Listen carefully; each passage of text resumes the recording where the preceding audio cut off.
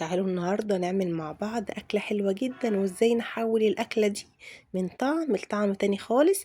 يلا بينا نسمي الله ونصلي على الرسول وندخل نشوف هنعمل ايه مع بعض النهاردة. عايزة اقول لكم طعمها هيختلف معاكم جدا بخطوات بسيطة قوي كده، هتطلعي كده بنتيجة حلوة جدا وطعمها حلو. بما ان بقى الفراخ البيضة سعرها يعني نزل شوية، فتعالوا نشوف هنعملها ازاي مع بعض، وازاي نحول الفراخ البيضة لطعم الفراخ البلدي الجميل كده بخطوات بسيطة قوي، هتفرق في طعم الفراخ بتاعتك. يلا نشوف هنعملها ازاي. جبت بصلتين كده وسط، هبتدي انزل بيهم في الكبة نفرمهم فرم ناعم.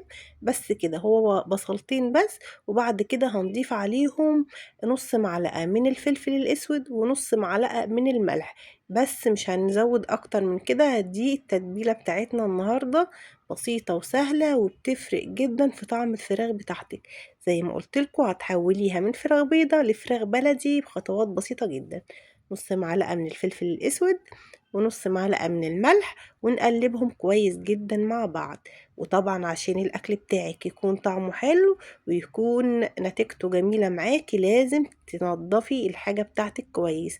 اي نوع طيور، اي حاجة عندك لازم تظبطيها بقى بالليمون والخل والملح وتظبطيها جدا. ده بيفرق في طعم الاكل خالص. يعني اول حاجة نظافة الطيور بتاعتك اللي انت هتعمليها، لازم تخليها حلوة كده وريحتها حلوة قبل ما نشتغل فيها خالص. اتفقنا على كده. في كل حاجة هنعملها لازم نكون غسلينها كويس ونقعينها كويس وشايلين منها اي زفرة خالص. هجيب بقى كده البصل اللي احنا عملناه، وابتدي بقى ايه اتبل كده الفرخة، نعمل لها مساج كده بالبصل والفلفل والملح، مفيش اكتر من كده. خلاص، نبتدي بقى من فوق وتحت وجوه الفرخة ونعمل لها مساج حلو جدا علشان طعم البصل والفلفل يدخل جواه. هنعمل لها كده فتحات للصدر عشان يكون طري معانا وحلو. خلاص كده اركنيها بقى في التتبيلة دي على قد ما تقدري، ساعتين اكتر. بصي على قد ما تقدري ممكن تبيتيها في التتبيله دي، برضو هيكون طعمها حلو. لو انت مستعجله وعايزه تعمليها على طول، سيبيها يعني نص ساعه مش اقل من كده. نص ساعه علشان تاخدي طعم حلو للفراخ.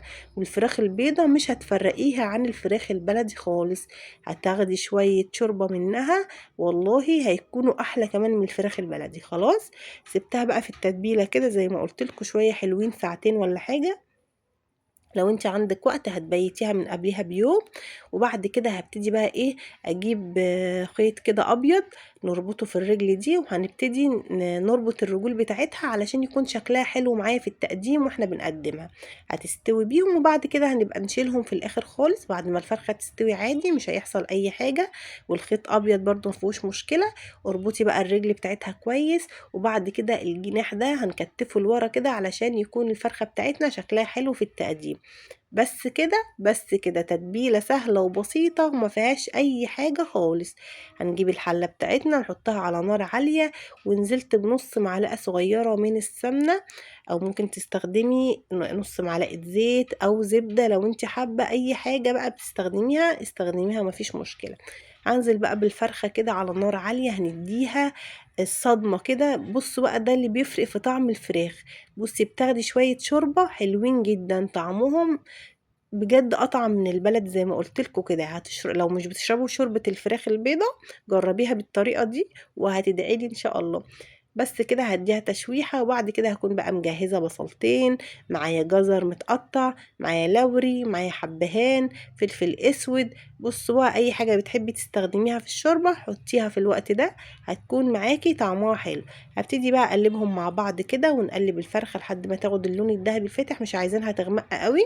وبعد كده هنكون غاليين مية ومجهزينها علشان ننزل على الفرخة على طول بالمية المغلية. هنغطي بقى الفرخة بتاعتنا بمية مغلية ونسيبها كده ايه تعيش حياتها على النار. طبعا لو في اي ريم طلع ولا اي حاجة على الوش هتشيليه. وطبعا هضيف كمان مكعب من المرق، بيفرق طبعا في طعم الفراخ. لو انت حابة، لو مش حابة استغني عنه. نزلت كمان كده بحبيتين من الطماطم مفرومين متصفيين، وبعد كده بقى زي ما قلت لكم هنظبط نص معلقه من الفلفل الاسود. هضيف كمان الملح بتاعي لان الفراخ البيضاء ما بتاخدش تسويه، فبنضيف لها كل الحاجات بتاعتها على طول في الاول خالص كده عشان تستوي بكل التوابل بتاعتها وتكون جاهزه. بتوطي بقى النار عليها كده اول ما بتغلي وتسيبيها على نار هاديه. دي برضو حاجة حلوة جدا هقولك عليها لو عايزة تاخدي شوية شوربة حلوين لأي حاجة بقى، شوربة لحمة، شوربة فراخ، شوربة أي حاجة بتعمليها. أول ما الشوربة بتاعتك تغلي هدي النار عليها وسيبي الحاجة بتاعتك تستوي على نار هادية. بتفرق جدا في طعم الأكل والشوربة. بتاخدي شوية شوربة كده حلوين قوي. هنا بقى هبتدي اعمل ايه شوية رز بالشعرية. احنا بنحب الرز بالشعرية جنب الفراخ او اللحمة، فهتلاقوني يعني بعمله معظم الوقت. خلاص حمرنا الشعرية بتاعتنا لحد ما خدت اللون الجولد، عملناه كتير مع بعض خلاص. وبعد كده هنزل بقى بالرز ونديله التشويحة ونسخنه كويس جدا مع الشعرية علشان الرز بتاعك يكون مفلفل وحلو. وظبطي بقى الملح بتاعك وظبطي المية بنغطي بيها الرز، وبنعمل كمان حساب الشعرية في ربع كده ايه كوباية صغيرة من المية علشان تسوية الشعرية مع الرز. غطي عليه واول ما يغلي هدي النار عليه وسيبيه بقى كده ايه يعيش حياته. الفرخة بتاعتنا كانت برضو خلاص داخلة في التسوية يعني، وكانت بصوا بقى الشوربة بتاعتها عايزة اقولك كان طعمها تحفة بجد. جربيها على الطريقة دي. خطوات بسيطة كده قبل ما بتسوي الفرخة بس بتفرق في الطعم. امشي كده على الخطوات وهتبقى معاكي جميلة جدا. شايفين الفرخة استوت جدا، فهجيب بقى حاجة علشان اعرف اشيلها كده بالراحة عشان هنقدمها زي ما هي كده تمام كاملة يعني مش هنقطعها ولا حاجة.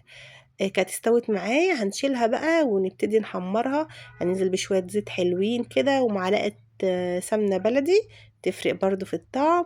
وهاخدت شوية من الشوربة حطيتهم في حلة تانية علشان هنعمل برضو شوية ملوخية مع بعض حلوين. الملوخية الخضراء بنستغلها يعني على قد ما نقدر في الموسم بتاعها علشان بيكون طعمها حلو. وكمان الأكلة دي كلها على بعضها كده ما خدتش نص ساعة. الفرخة البيضة ما بتاخدش تسوية. أول ما حطيت الفراخ حطيت الرز جنبها، وأول ما الفراخ استوت هعمل الملوخية على التقديم على طول زي ما احنا شايفين مع بعض كده. حطيت الفرخة تتحمر، على ما الفرخة تتحمر هتكون الملوخية بتاعتنا خلاص جاهزة وهنبتدي نغرف في الأكل.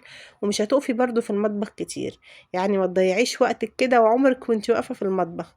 الأكل بيكون طعمه حلو وكله فايدة ومغذي، وكمان مش هنقف كتير في المطبخ. خلاص خدت بقى الملوخية بتاعتي نزلت بيها في الشوربة بعد ما سخنا الشوربة كويس، وكمان بضيف عليها ربع كده معلقة صغيرة من الثوم المفروم ده وهو ني كده بيفرق برضو في طعم الملوخية. هسيبها على نار هادية خالص. الملوخية بتاعتنا ما بتغليش ولا اي حاجة علشان ما تمررش. وبعد كده في الطاسة التانية نزلت بقى بالثوم وحط عليه شوية فلفل اسود وشوية ملح، وما بحبش اضيف كزبرة. طبعا حسب الذوق بتاعك، لو بتحبي طعم الكزبرة في الملوخية هتضيفي نص معلقة كبيرة، لو مش بتحبيه زيي فهي بيكون طعمها مسكر وزي العسل كده من غير كزبرة ولا اي حاجة. بالنسبة لي طعمها كده احلى بكتير.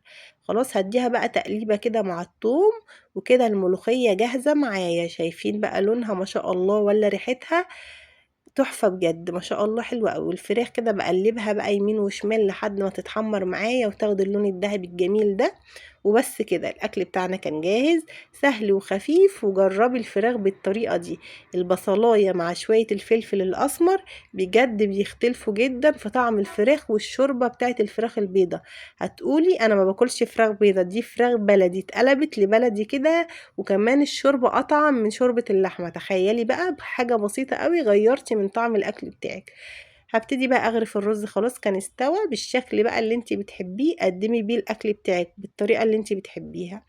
عملت لهم كده شويه حركات في الرز حطيته في الطبق اللي بيعمل شكل ده، والفرخه كانت خدت معايا اللون الجميل ده.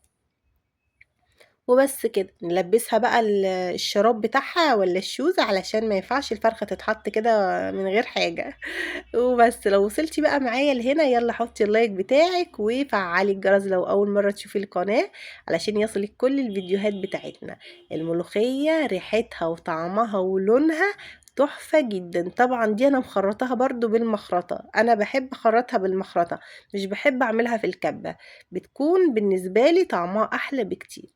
عايزة اقول لكم كمان الاكل ده عبارة عن نفس كده، لما تخشي المطبخ وانت حابة ان انت تعملي اكل، الاكل بتاعك بيكون طعمه حلو جدا وتلاقيه مسكر كده. لو داخلة وانت متضررة الاكل مش هيطلع معاكي حلو خالص، فخشي المطبخ كده وانت مبسوطة عشان اكلك يكون حلو.